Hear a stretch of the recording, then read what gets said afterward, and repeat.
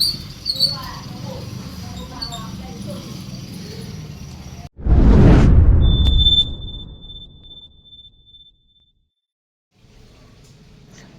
मी आली आता ऑफिसमधनं आणि आज आम्ही तळतोय आखाड.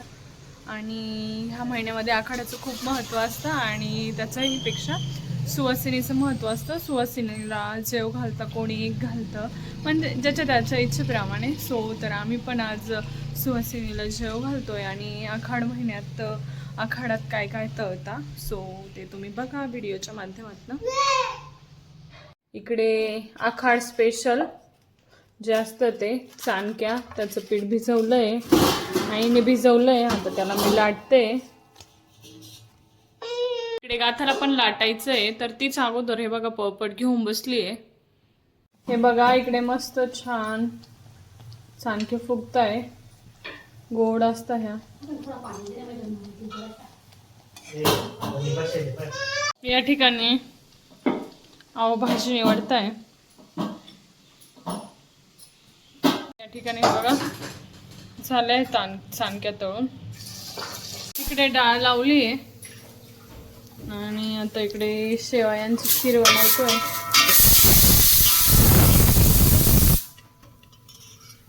नैवेद्याचा सर्वात महत्त्वाचा घटक मेथीची भाजी या ठिकाणी होते. इकडं आता डाळीला फोडणी द्यायची. इकडे शेवयाच्या खिरीला मस्त आता उकळ ठेवलंय. जेव्हा त्या शेवया छान अशा दुधात मस्त छान शिजतील तेव्हाच त्या खिरीला छान अर्क येईल. या ठिकाणी आम्ही आलोय देवीच्या मंदिरात नैवेद्य दाखवण्यासाठी.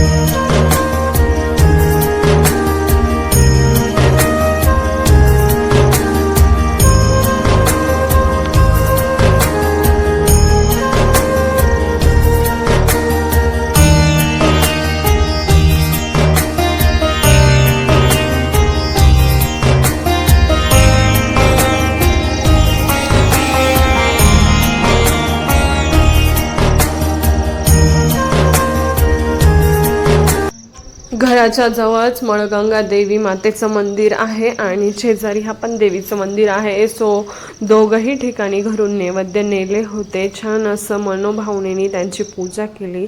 यानंतर घरी देखील जो आमच्याकडे तुळजाभवानी मातेचा फोटो आहे, आपल्या देवाऱ्यामध्ये जी तुळजाभवानी माता असते त्यांची मनोभावे सेवा केली. मस्त हा जो असतो ह्या महिन्यामध्ये खूप शुभ मानलं जातं सुवासिनीला जेवण वगैरे खाऊ घालणं.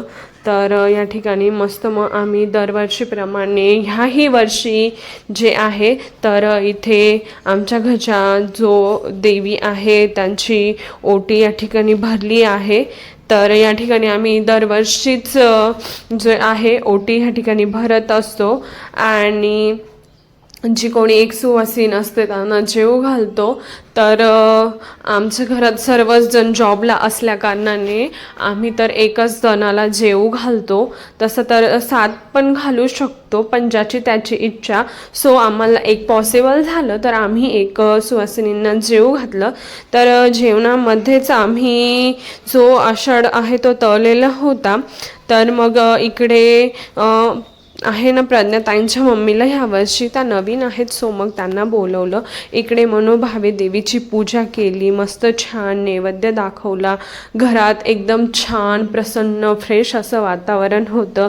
या ठिकाणी मी गाथाला पण सांगत होती की अशा प्रकारे आपण नैवेद्य दाखवतो, इथे मस्त छान असा श्लोक म्हणायचा. सो मग या ठिकाणी गाथा पण तसंच अनुकरण करेल. सो इकडे आईंनी सांगितल्याप्रमाणे असं दर्शन या ठिकाणी मी घेतलं आहे. साष्टांग नमस्कार घातला मस्त छान देवी मातेला. त्यानंतर मस्त गाथाने पण मस्त दर्शन घेतलं. यानंतर आम्ही आमची सुवासीन म्हणजेच प्रज्ञाताईंच्या मम्मीचं वेटिंग करत होतो जेवणासाठी.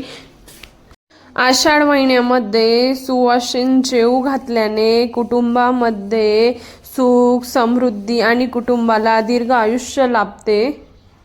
खरं तर आषाढ महिन्यात प्रत्येक दिवशी सुवासीन जेव घातलेलं चांगलं असतं, पण मंगळवार आणि शुक्रवारी शुभ मानलं जातं. सो या ठिकाणी आम्ही घालतोय जेव.